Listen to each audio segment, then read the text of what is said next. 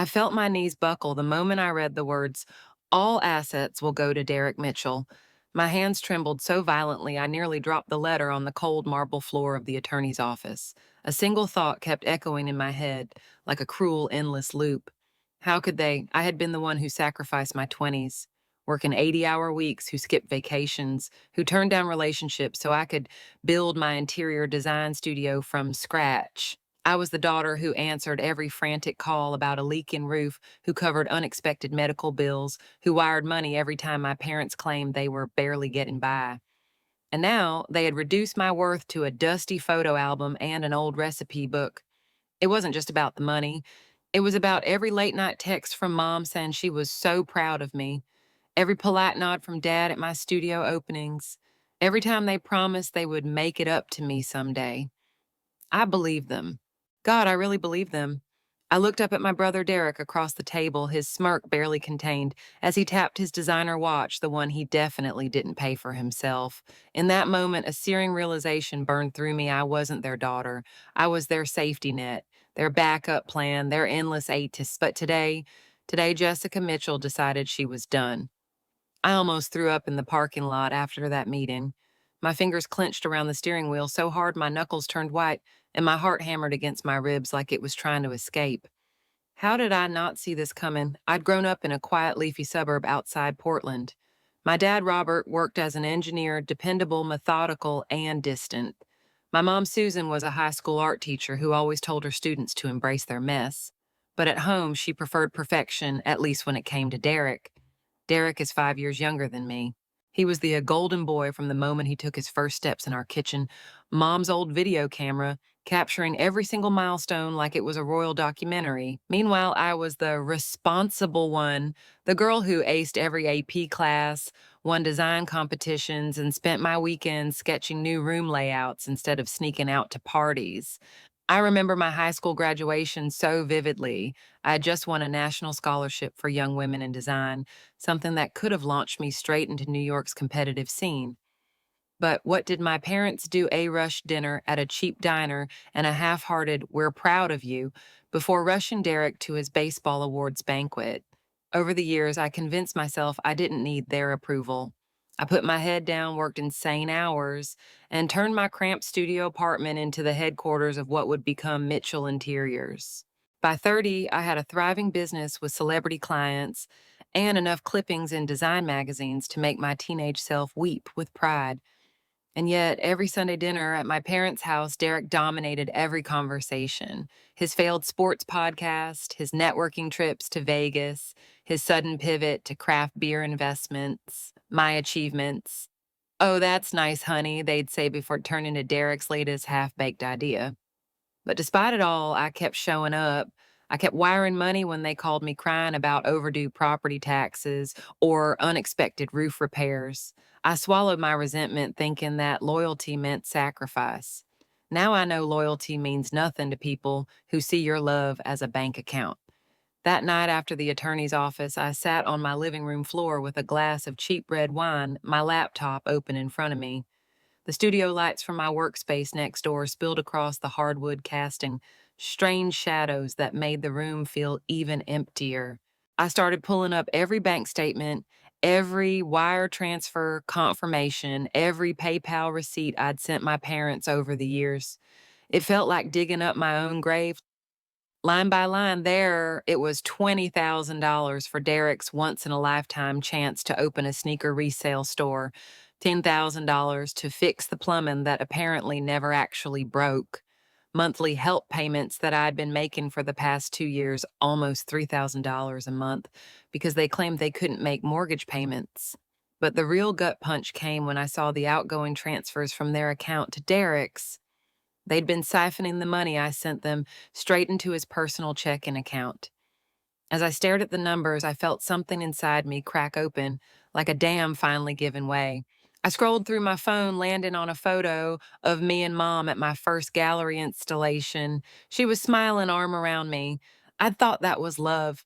But now I saw a woman who saw me as a convenient fallback, not a daughter she genuinely celebrated. My phone buzzed. Then Derek, a text. "Thanks for helping them out again. You're a lifesaver. I could practically hear his mocking laugh.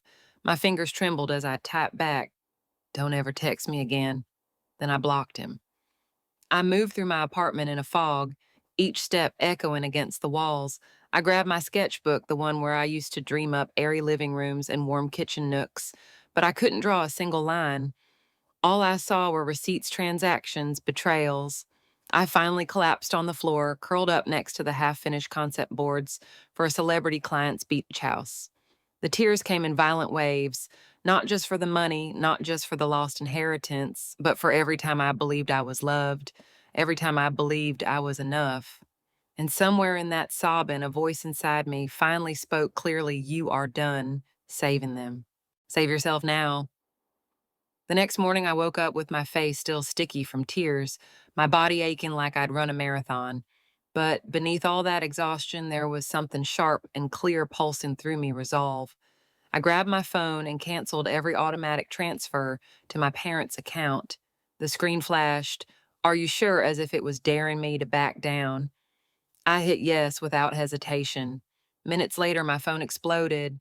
Calls from mom, from dad, even a few unknown numbers, probably Derek, trying to sneak through. I let them ring, one voicemail after another, piling up like an avalanche I refused to dig out from. By noon, I was at my design studio downtown reviewing mood boards with my assistant Lila. But I couldn't focus. My fingers tapped against the marble sample tiles as my phone buzzed nonstop inside my bag. Finally, Lila looked at me with those wide, worried eyes. "Jessica, do you need to take that?" she asked softly. I shook my head. "Family stuff," I said, voice tight. "We're done talking about it today." But they didn't stop. At 3 p.m., I heard the glass door to my studio swing open. I looked up and felt my stomach flip. My parents stood there, mom's face blotchy and red, dad's jaw set like stone. Derek was right behind them wearing that same smug smirk that made me want to throw a vase across the room. "Jessica, we need to talk." Mom's voice slashed through the space, echoing off the high ceilings. I glanced around. My clients were there, architects I'd been working with for months. My assistant stood frozen, horrified. The room turned into a stage, and I was the unwilling star of a family meltdown no one had paid to see. I held up a hand. "Outside. Now," I said, my voice low and trembling with rage. We stepped into the alley behind the building.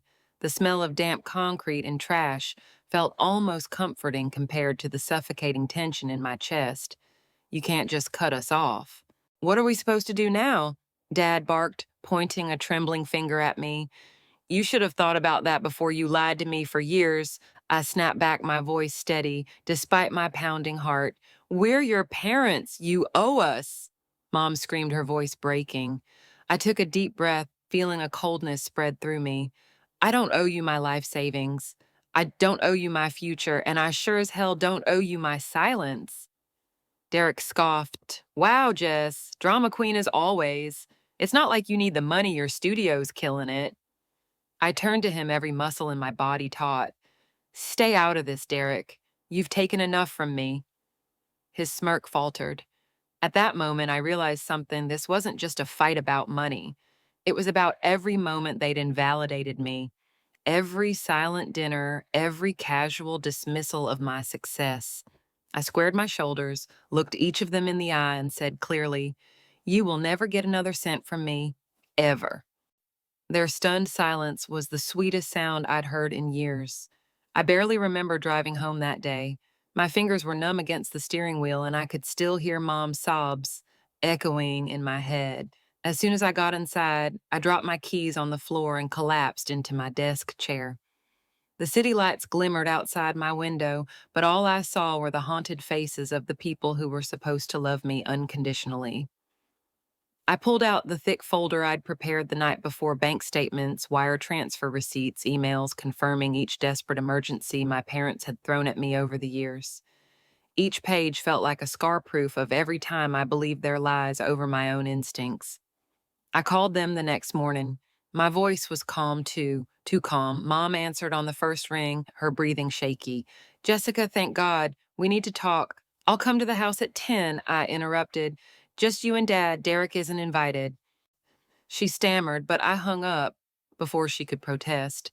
Driving to my childhood home, my stomach twisted into knots. Every tree-lined street felt like a ghost from another life, one where I was still naive enough to believe family always meant safety. They were waiting in the living room, sitting on the edge of the sofa like nervous kids, waiting for the principal. The air smelled like stale coffee and lavender cleaner, familiar and nauseating at the same time. I dropped the folder on the coffee table with a loud slap. Dad flinched. Mom reached out as if to touch my arm, but I stepped back. I want you to look at these, I said coldly. Every dollar, every so-called emergency, every lie. Dad opened the folder, his face draining of color as he scanned the numbers. Mom covered her mouth, her eyes darting toward me and back to the papers like a trapped animal. I gave you $200,000 over 7 years. I continued, my voice trembling with fury and grief. Money I could have put into my business, into my future, into a home of my own. But you funneled it into Derek's failures. You lied. You manipulated me. Mom started sobbing, actual tears this time, not her usual practiced guilt performance. We thought we were helping him. We thought you'd understand. Dad slammed the folder shut, his voice shaking. We did what we thought was best for the family. Best for the family? You mean best for Derek? I snapped, the words burning on my tongue. You always chose him. You always will. But don't you dare pretend it was for anyone else's good, but your own. Mom reached out again, but I stood. This is not a negotiation. This is me telling you I'm done. You can sell this house, you can ask Derek for help, or you can get jobs like normal people, but you will not get another cent from me. Dad's face hardened into something cold and unfamiliar. Then don't expect to be welcome here anymore. He spat. A sharp pain sliced through me, but also a strange, liberating relief. That works for me, I said softly. As I walked out, I heard Mom's broken sobs echo down the hallway. I didn't look back. The sun hit my face as I stepped onto the porch. For the first time in my life, I felt truly free, terrified, heartbroken, but free. That night, I sat cross-legged on my bed, my laptop propped up on a pillow. The exhaustion in my bones felt ancient, like it had been passed down through generations of women who sacrificed too much and asked for too little. I opened a new document and started typing, not a design plan, not a client proposal, but a letter to myself. You are not responsible for saving them. You are allowed to build your own life, even if it means walking alone. I read those words over and over, each repetition a tiny stitch, mending the ripped edges of my heart. In the following weeks, I started seeing Dr. Carter, a therapist who specialized in family trauma. During one session, she leaned forward, her voice gentle but firm. Jessica, you've been living in a family system where love was transactional. It's going to feel unnatural to choose yourself, but that doesn't make it wrong. At work, I poured my energy into a massive commercial redesign project for a boutique hotel. My creative director, Emma, noticed the shift in me immediately. Your concepts feel braver, she said one morning, flipping through my sketches. Bolder, more unapologetic. I guess I finally am, I replied, surprised at how true it sounded. I also started reconnecting with old friends I'd neglected. One of them, Claire, dragged me to a local art show where I met Ethan, a landscape architect with wild curls and a laugh that could warm up an entire room. Over overpriced cocktails afterward, he listened as I told him the condensed version of my family implosion. I waited for him to look horrified or awkward. Instead, he leaned forward and said softly, It takes guts to burn a bridge when the other side is toxic. You should be proud of that. For the first time in months, I felt seen, not as a bank account, not as a fixer, but as a woman trying to heal. Meanwhile, I ignored the barrage of calls and messages from my parents and Derek. I changed my number and gave it only to people I trusted. Sundays, once occupied by guilt-laden dinners, became mornings in the park with Ethan sketching plants and laughing at squirrels. And yet, in the quiet moments late at night when the city lights flickered through my window, the grief would crawl back in. Grief for the mother who had once braided my hair before art camp, for the father who carried me on his shoulders during summer fairs, for a brother I used to build blanket forts with before he learned to weaponize charm. Healing wasn't a clean break, it was a slow, tender unraveling. Some nights I still reached for my phone, half expecting a sincere apology that would never come, but every morning I chose myself again, and each choice was another stone in the foundation of a new life, one I was finally building for me. A month after I cut them off, I heard through a mutual friend that my parents were struggling to keep up with mortgage payments. Derek's craft beer bar, his genius pivot after the sneaker store failed, was tanking fast. They had no backup plan this time because their eternal safety net, me, was gone. I didn't feel triumphant. I felt a heavy, dull ache. Like watching a slow motion car crash, you can't stop but can't look away from either. One evening, I was elbow deep in sample boards for a new spa project when my phone buzzed. It was an unknown number. Against my better judgment, I answered, "Jessica, it's Aunt Linda." I slumped into my chair, my fingers smearing paint across the sketches. Aunt Linda was Mom's older sister, the only family member who had ever treated me and Derek equally. She sighed into the phone. "Your mom called me sobbing. She says they're about to lose the house. Derek is blaming them for his business failing." It's it's a mess, honey. They made their choices, I said quietly, though my voice shook. I know, Linda said. I just wanted you to hear it from me before they try to twist the story. Days later, I received an email a group plea sent to distant cousins, church friends, and me.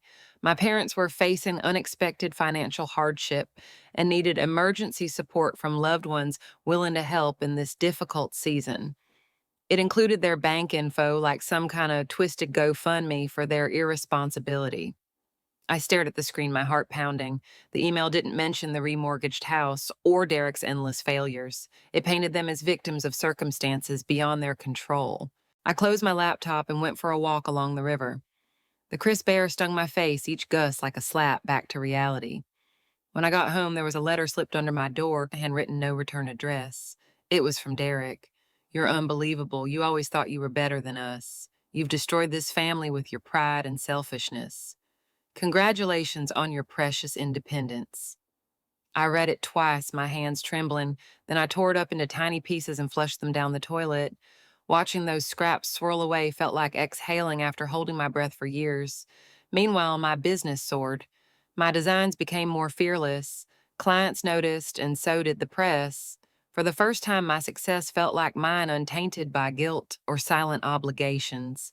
Ethan became my anchor through it all. Late at night, we sat on my kitchen floor with mugs of tea, his arm around my shoulders, as I read him each new manipulative message from my family. He never told me to forgive too soon. He just listened his presence, as steady as bedrock. One evening, while we painted test swatches on my living room wall, he turned to me and said, "Do you realize how strong you are, not just for standing up to them, but for not letting it turn you into someone bitter?" I didn't answer right away. Instead, I pressed my forehead against his tears, pooling in my eyes. Maybe he was right. Maybe the real victory wasn't in winning the battle against them, but in winning myself back. 2 months after that last letter, I opened my mailbox to find a thick envelope with my dad's careful block letter handwriting on it. My pulse jumped, and for a moment I considered throwing it straight into the trash. But something curiosity, hope, or maybe just exhaustion stopped me. I tore it open at my kitchen counter, heart hammering so hard I thought it might crack my ribs. "Dear Jessica, I've started and abandoned this letter at least 20 times. I'm not good with words when they aren't about engineering plans or numbers. But I owe you this. We owe you this. We failed you. We took your strength and independence as an excuse to lean on you beyond reason. We saw Derek's fragility and thought shielding him was love. We thought you'd be fine no matter what. We were wrong." I sat down the letter, trembling in my hands. "We have listed the house. Your mother is devastated, but we know it's what we have to do. We've also spoken to a financial counselor. I've taken a part-time consulting job, and your mom is looking at substitute teaching again. We are finally facing reality instead of hiding behind you. Derek is struggling. He finally realizes charm won't pay the bills. He's angry at us, at you, at himself, but maybe that anger will be the push he needs to grow up. We don't expect forgiveness or support. We just wanted you to know that your decision forced us to face ourselves. You didn't destroy the family, you saved it from collapsing even further. If you're open to it someday, we'd like to rebuild something with you, but only if it can be based on respect, not money. with regret and love in our imperfect way, Dad. When I finished reading, I pressed the paper to my chest. Tears spilled down my face, not hot and angry like before, but soft, almost cleansing. I called Dr. Carter that evening and read the letter to her during our session. She listened quietly, then asked, "What do you want to do with this?" "I don't know yet," I whispered. But for the first time, I don't feel like they're tugging at my wallet when they say we love you. I took a week to think. I talked with Ethan on late night walks under string lights in the backyard, with our dog sniffing around the grass. Finally, I sent my dad a short email. "Thank you for the letter. I'm not ready for dinners or holidays yet, but I'm open to meeting for coffee sometime soon, just you and me." His reply came that night. "I would like that very much. I'll wait as long as you need." That first coffee was tentative. We talked about small things, my projects, his consulting gigs. He didn't mention money, Derek, or the house. Slowly, week by week, we started building something fragile and real. Mom reached out next clumsy and teary, but without hidden demands. Even Derek surprisingly began to show cracks in his defensive armor, a man finally forced to look in the mirror without me propping him up. Months later, during a quiet dinner at my new home, Ethan raised a glass and said, "To Jessica, the bravest woman I know, and the only one who could renovate not just spaces, but her entire life." I laughed through tears, realizing he was right. I had rebuilt everything: my family, my business, my sense of self. Was it perfect? Hell no. But it was honest. And finally, it belonged to me. Looking back now, I can finally breathe without that invisible weight crushing my chest. I used to believe family meant sacrifice at all costs, that love meant constantly proving my worth through dollar signs and sleepless nights. But real love doesn't demand we set ourselves on fire to keep someone else warm. It took losing everything I thought I needed to understand what I truly deserved: respect, honesty, and the freedom to build a life that felt like mine. My parents' apology wasn't perfect, but it was real enough to start patching old wounds. And even Derek, for all his mistakes, is trying in his own awkward, stumbling way. Ethan often tells me he fell for me not because I was fearless, but because I kept showing up for myself even when I was terrified. And maybe that's what bravery really is: choosing to face the storm instead of letting it drown you. My studio is busier than ever. My friendships feel deeper, and my heart is learning to trust love again. Not the conditional kind, but the kind that holds you steady when your knees give out. I still miss the version of my family I used to dream about, the one that never really existed. But I don't chase those ghosts anymore. If you're reading this and feel stuck in a web of guilt or endless obligations, please remember you're allowed to choose yourself. You're allowed to draw a line and say, "This is enough." You're allowed to want peace more than approval. Have you ever had to make that terrifying choice to put yourself first, even if it meant letting go of people you love? If so, I'd love to hear your story. If this journey resonated with you, please hit that like button, subscribe to the channel, and share this story with someone who might need a reminder that their worth isn't measured by how much they give up. Thank you for listening to mine. Take care of your heart. And don't forget, sometimes the bravest renovation you'll ever do is the one inside yourself.